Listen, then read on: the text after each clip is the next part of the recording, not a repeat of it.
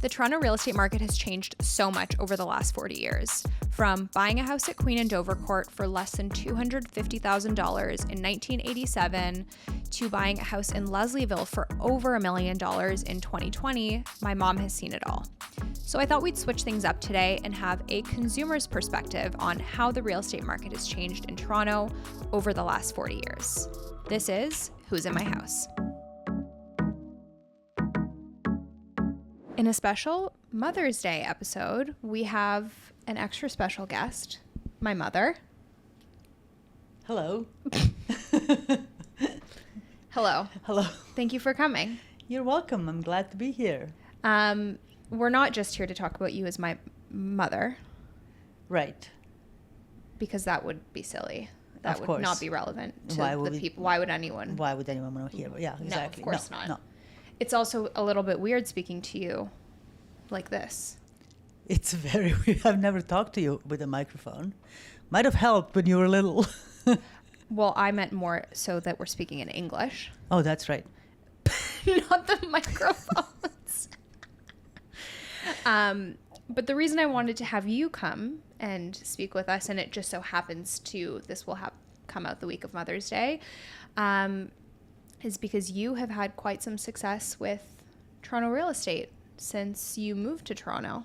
I have. And you have seen all sorts of different markets from the 80s, 90s, 2000s to the pandemic boom. That's and so I thought you'd have a very interesting insight into how everything has changed in the eyes of a consumer. Right.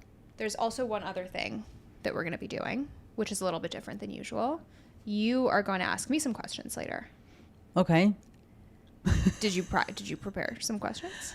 Not a lot, actually. Okay, perfect. I'm sorry. No, I had a bit of a day yesterday, that's okay. We will try. Maybe you'll think of some questions while we're talking. Exactly. And if you don't, then we will just cut this out. Right. Okay. So just to set the stage, can you tell us a bit about your real estate timeline? So you moved to Canada when you were in what year? 86, December 86. And what year did you buy your first property? November 87. So not even a year. No. So November 87, you bought your first property. What was that like? It was wild. Both my partner and I were in the arts, and we thought we would never be able to own a property. And it just so happened that, I was in Canada before December of 86, not living, but I visited, so I knew some people, and we found out about these friends who were artists and who got a mortgage from Scotiabank to buy a property on Gorval, which is, at that time, that was like way out of any kind of desirable location because it was west of Bathurst. Wow. Yeah. So like nothing west of Bathurst. Anyway, so they got the mortgage, and then we thought, well, if they got a mortgage, we might be able to get a mortgage. So we started investigating, and sure enough, went to exactly the same person that they went to at Scotiabank, figuring so that's how this you is met, an artist-friendly person. And that's how you met your person at Scotiabank that you still work with today. No, she wasn't. She wasn't at the bank at that time. It was a different person. Oh, it was a different person. Okay. But like with that particular branch, people seem to stay for long periods of time. So the person that got us the mortgage was basically leading us up until the one that I have today replaced her. So it's been very lucky that way. That and it definitely worked for our in our advantage to get mortgages in the future because they knew us now. And that's also rare with a lot of banks. Exactly. And having your person will rotate all the time. Yes. The branch that my business is with, I get a new call every 3 months with my new advisor, and I just don't answer because I know it's going to change anyway, so I don't really care. Right. So you found out that the possibility existed for two artists who were freelance. Yes. So that was the big thing, freelancing and committing to a big payment and then keeping that payment onwards. And what was the market like? It was actually high at the time. So I think our house my house is on Queen Street West, Queen and Dovercourt. So it's the first house at that time. It was $9.99. So that was, which is the mental institution at the time, and that was not a good thing. It was not seen as a good thing to have a house right next to what used to be an asylum. Right. So the house was $244K, which at that time was pretty high. Our friends who bought on the park, facing the park, paid $180 a year before. Right. For a house that was not on a busy street next to what was then an asylum. But we wanted to be on a busy street because we ran a business from our home. So we needed an office, and this house happened to have separated room in the front that was facing the street. Yeah, I remember. And it was convenient for couriers or people to find us, and we still had a very nice apartment in the back. So you paid $244. Yes. What were interest rates like at that time? Okay, so we paid $244. We put down $10,000. That's all we had. Okay. And we got a mortgage from Scotiabank for $171, and it was at 10.75% interest rate. Okay. And then we got a second mortgage from the seller. Oh, okay. And that was for $24,000, and that was at 12.5 interest rate.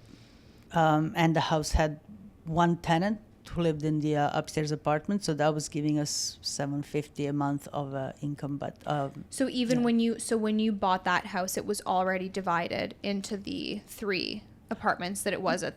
No, it was divided into 2.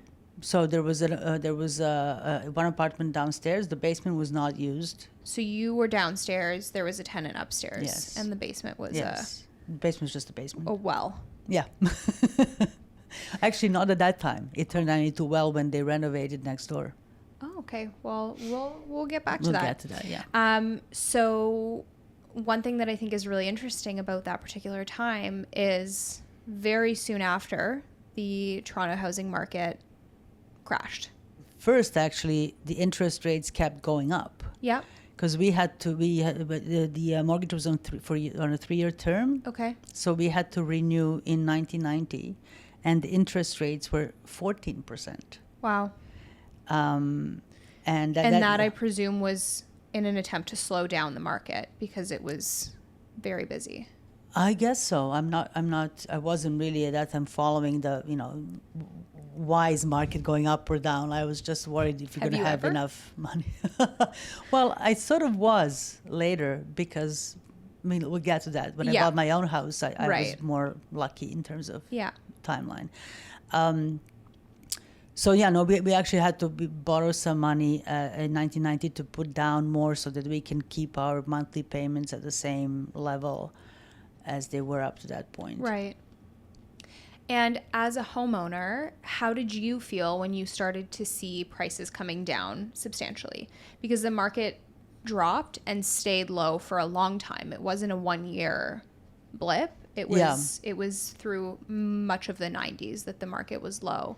So did you have any fear? Like, what was going through your head when you saw that?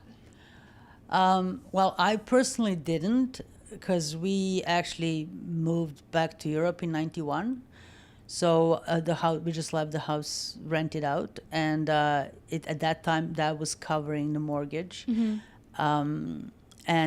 So I was away for the first 3-4 years of the 90s and wasn't really thinking about it. No, wasn't paying attention to the market. We weren't into selling it. Like, that was never an idea that we were just gonna buy and sell. Like, this was gonna be the house, the home. So what happened with the market? Yes, too bad if we could have gotten it cheaper, but that wasn't really on the radar. Okay, so there wasn't a feeling of regret. Oh well, we should have waited a couple of years and gotten it for cheaper. You were happy. We were past that point. We weren't even paying attention to that. No. Okay, 9 years after you bought your first property on Queen, you bought what is still your home and what was my childhood home. Yes. What was that like? So now we're in 1996.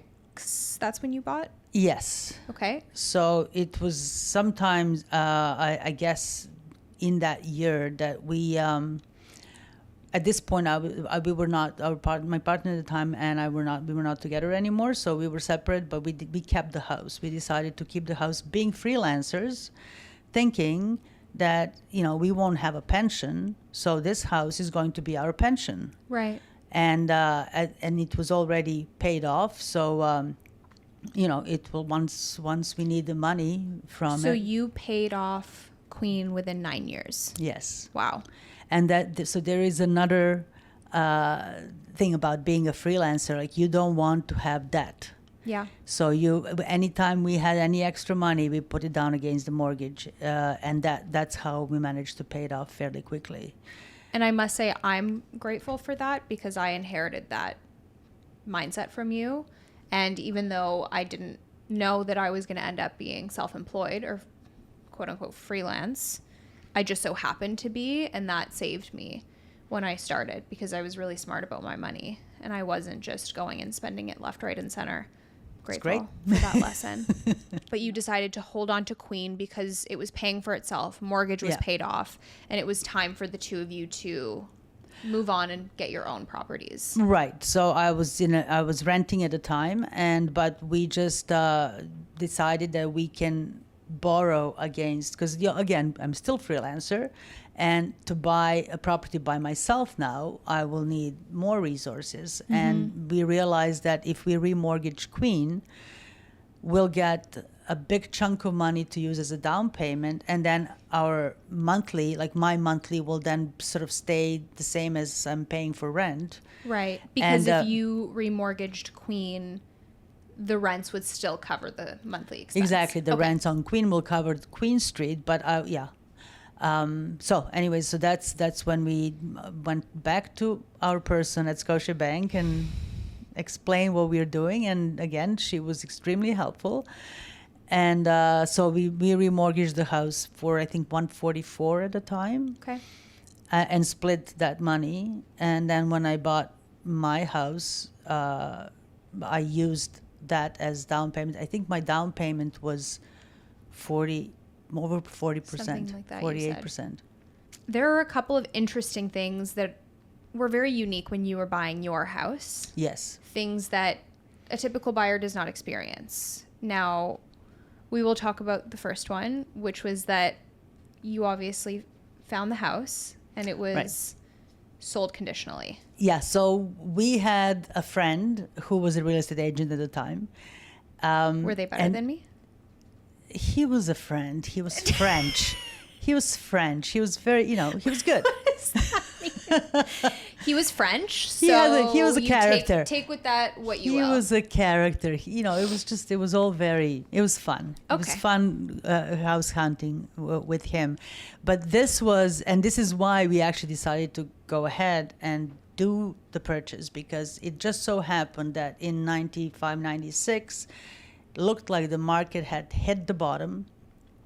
And as much as our real estate agent actually decided not to be agent anymore because he couldn't make enough money to live off it, and